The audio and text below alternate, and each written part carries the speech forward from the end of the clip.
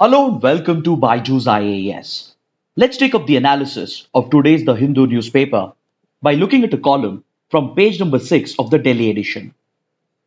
This column is written by popular actor and politician Mr. Kamal Hassan, and it has been published on the occasion of National Panchayati Raj Day. The 24th of April, that is today, is marked as the National Panchayati Raj Day because it was on this day in 1993 that a landmark constitutional provision came into force. The 73rd Constitutional Amendment Act, which was passed in 1992, came into force in 1993 on the 24th of April, and it provided for constitutional status to the Panchayat Raj system. This was a landmark day for India with regard to decentralized governance in the country. And on this occasion, the column examines the important role played by local bodies with regard to socio-economic welfare. Local bodies, which form the third tier of governance, they play a critical role in the planning and execution of welfare schemes and programs. The first two tiers of governance, that is the central government and the state government, while they come up with broad plans for socio-economic development, the localized plans and its execution is handled by the third tier of governance, that is our local institutions. In the rural areas, we have set up the Panchayati Raj system or the PRI institutions, whereas for the urban areas, we have set up urban local bodies through the 74th Constitutional Amendment Act, which includes your municipal bodies and corporations. Through these grassroots institutions, India has provided for participative governance, as these institutions allow the local people to participate not just in the planning and execution of welfare schemes, but also to raise their voices and protect their rights by getting the central and state governments listen to their grievances. See, even before the 73rd and 74th Constitutional Amendment, India was aware of the significance of local governance and the panchayat system. The history of panchayat system in India dates back to the ancient times, and there are references to such local bodies having existed even during the Vedic times. Several empires as well realized the importance of local governance, and they even set up local bodies for the purpose. The Cholas, for example, they were pioneers in decentralized governance, and they had established an organized hierarchy of local bodies to oversee the implementation of several plans and programs. During the colonial rule as well, the British government realized that India was too large to be administered centrally, and in order to serve the interests of their own colonial government, the British had enacted laws such as the Madras Local Boards Act of 1884 that provided for the establishment of local institutions. For these local bodies, the British government was appointing members to ensure better local administration, and it did result in positive changes with regard to health, hygiene, etc. Then, of course, in the 1900s, Mahatma Gandhi championed the cause of Gram Panchayats, and these institutions were central to Gandhi's vision of Gram Swaraj, which was to make Indian villages self reliant. And this led Mahatma Gandhi to firmly believe that the future of India lies in its villages, and the progress of these villages would be dependent on the panchayat system. Mahatma Gandhi firmly believed that the voice of the panchayat represented the voice of the people, and he went on to see the Gram Panchayats as the very temples of democracy. Post independence as well, India continued its experiment with local governance and panchayat system, and states such as Bihar, they began introducing their own versions of the panchayat Raj system. Then through the 1950s, 60s, 70s and 80s, several experiments were made in India with regard to local administration, and many states had even instituted their own version of local governance and panchayat Raj system. In 1957, the Balwant Rai Mehta Committee was set up by the Government of India to evaluate the implementation of few development programs. And based on the recommendations of this committee, India took the first major step towards introducing decentralized governance in the country. Then came the recommendations of the Ashok Mehta Committee in 1978 and the GVK Rao Committee in 1985, which also led to several changes in India's decentralized governance. But until 1992, the Panchayat Raj system and local governance in India did not enjoy the constitutional status. Following the recommendations of the L.M. Singhvi Committee in 1986, the government finally pushed for constitutional status to these local institutions. And this led to the enactment of the landmark 73rd 74th Constitutional Amendment, which respectively introduced the Panchayat Raj system and urban local bodies for enabling decentralized local governance in our rural and urban areas. As these amendment acts came into force, they provided constitutional status to a three-tier Panchayat Raj system and local governance system, represented by the Zilla Panchayat at the district level, the Taluk Panchayat at the Tehsil level, and the Gram Panchayat at the village level. The Gram Sabhas, which constitute these Gram Panchayats, they form the very basic unit of governance in the country, and it is this institution which is the focus of the writer. See, these constitutional amendments not only gave constitutional status to Panchayat Raj institutions and urban local bodies, but they also introduced several key provisions that would transform local governance in India. For example, it provided for reservation to the backward classes and for women, and it also gave constitutional status to the concept of local body elections, which is supposed to be held once in every 5 years. For holding these elections, it provides for the establishment of a state election commission, and it also provides for the establishment of a state finance commission in order to arrange for adequate financial resources to these local institutions. But however, amongst all these provisions, the most important provision is the establishment of the Gram Sabha as the basic unit of governance. According to the writer, the Gram Sabha is an ideal platform where the local people can raise their voices, and it is also an ideal platform to get the local issues resolved locally. Issues of local governance, such as let's say water, education, health, etc., they cannot be always resolved by the central or the state governments. The best and the fastest way to resolve these issues is locally, that is, with the active participation of the local people and the local representatives. And the Gram Sabha creates an ideal platform for this. These Gram Sabhas meet regularly as mandated by state laws and provides an opportunity for the local people to raise their issues and concerns, and it enables them to take ownership over their local resources and take the lead in deciding upon issues that affects their day-to-day life. In this context, he cites the example of Tamil Nadu and how the state's policies have ended up derailing the functioning of Gram Sabhas as an effective institution of local governance. He cites examples to show how the public consultation role of Gram Sabhas has been eroded by the state government in order to fast track the implementation of large infrastructure projects which solely benefit the private and corporate entities. Public consultation is a key role performed by the Gram Sabhas, and it gives them the right to manage their own resources and to protect their own livelihoods from any external disruption. But the writer points out that the policies of the Tamil Nadu government have eroded the functioning of these Gram Sabhas by diluting the public consultation process, which in turn ends up defeating the very purpose of these Panchayat Raj institutions.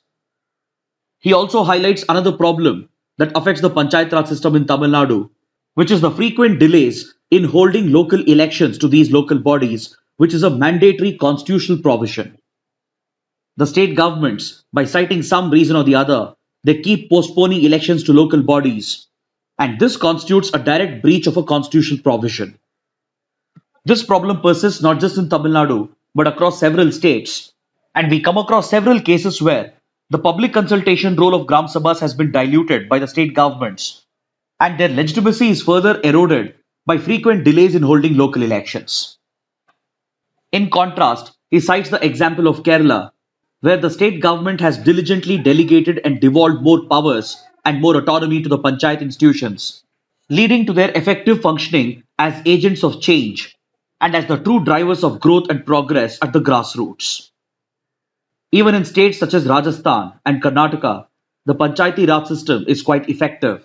But however, across the country, political acts and political motivation has led to the overall erosion of the Panchayat Raj institution. Hence, the writer says that there is a need for a people movement to strengthen the Panchayat Raj system because acts of political interference in the functioning of the local bodies is directly affecting the rights of the local people. So he calls upon the people to arise and protect their local bodies and panchayat institutions and lead a movement to rejuvenate the third tier of governance. Next, we have a few articles which examine the devastating impact of the second wave of the COVID-19 pandemic that has currently gripped India. This column on page number 6 examines the policy failure on the part of the central government and the state governments that has directly contributed to the massive explosion in cases and as well as to the unforgivable lack of preparedness of our healthcare system. As the number of cases in the country started to go down in the month of January, the central and state governments began a premature celebration that India had beaten the pandemic thanks to the timely intervention of the governments. This premature celebration was evident across ruling parties at the center and state, and this clearly showed their lack of foresight in anticipating a second wave. It's a well established fact in epidemiology that a second wave is bound to be more disastrous during an epidemic or a pandemic, and governments are expected to gear up for such a second wave, which is always bound to be much stronger than the first wave. But the lack of farsightedness on the part of the center and the state governments and their inability to strictly enforce universal masking and social distancing has directly contributed to India's devastating second wave. This blame needs to be shared by the people as well, who immediately dropped their guard and abandoned the social vaccine, which is universal masking and social distancing, as soon as the cases started to go down in December and January. Now the results are here for everyone to see, and the mistakes committed by our governments, our political parties, and the people in general has ended up overwhelming our healthcare system.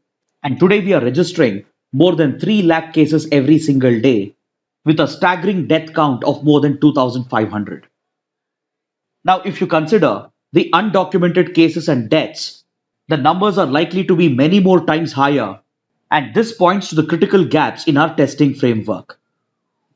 The premature holding of political rallies and election campaigns, accompanied with irresponsible conduct of large events such as the Kumbh Mela, provided a fertile ground for the virus to explode, and it has come to highlight India's poor preparedness, despite having miraculously escaped the true impact of the pandemic for almost 1 year.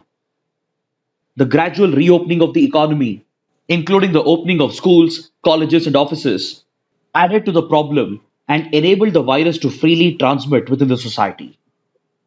The 1 year window that India got was supposed to be used by the governments to strengthen and prepare our healthcare system to deal with this eventuality. And unfortunately, India is found to be lacking on all the fronts. Be it the shortage of oxygen that is being reported in hospitals, or be it the non availability of essential drugs, and as well as the inability to scale up testing, they are all symptomatic of an overburdened and overwhelmed healthcare system. And this is an outcome of the inexcusable policy failure on the part of the governments. The long term solution to contain the pandemic is definitely to vaccinate the entire population. But however, the flaws in the vaccination policy and the critical vaccine shortages that are being reported is bound to slow up the vaccination drive, and it might take several more months or maybe even a year or two before a sufficiently large percentage of the population is vaccinated. Now, it is during such times of crisis that lockdowns offer a short term solution, and governments need to be deploying it as a strategic asset. Epidemiologists and experts agree that lockdowns indeed can be a strategic asset, and if it is implemented in a timely manner, and if it is brought in at the right time, it can help in bending the curve, especially when the caseload is going up and when the healthcare system is being overburdened. And it will provide temporary relief during which the healthcare system can be strengthened further and can be better prepared to deal with the next course of the pandemic. But however, lockdowns have a devastating impact on the socio-economic conditions. And due to the poor timing of last year's lockdowns, India has lost out this strategic asset, and the delayed implementation of the lockdown has failed to arrest the rising curve, leading to an almost complete collapse of our healthcare system. Next, on page number 6, we have an editorial which examines how the Election Commission of India unfortunately became complicit in enabling the spread of the pandemic through its poorly designed schedule for state elections. Despite sufficient warning from experts, the Election Commission went in for prolonged phases of elections in several states, especially in West Bengal, And even though it put in place a few safety protocols, they were not enforced, leading to the conduct of massive political rallies and election campaigns, even by senior ministers and leaders of the government. It was only after the second wave exploded that few political parties cancelled their campaigns and rallies. And finally, the Election Commission intervened following directions of the Calcutta High Court.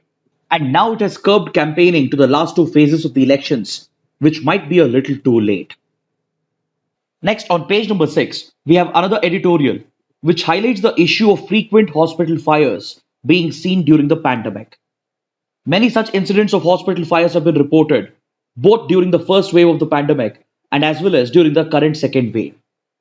Across states such as Maharashtra, Gujarat, and Andhra Pradesh, multiple such incidents have been reported, leading to the death of several COVID patients, which was completely avoidable provided if the authorities had followed the fire safety guidelines.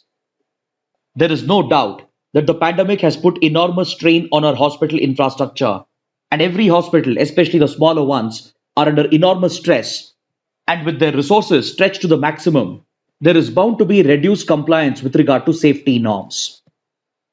After few hospital fire incidents were reported last year, the center woke up to the threat and it issued a renewed set of fire safety guidelines that was supposed to be followed by the state governments and by the hospitals.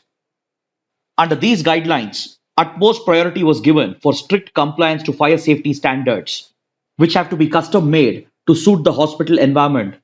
And the guidelines mandated a third party accreditation system on safety in order to ensure greater transparency and accountability and greater compliance with regard to the fire safety standards that were prescribed by the center.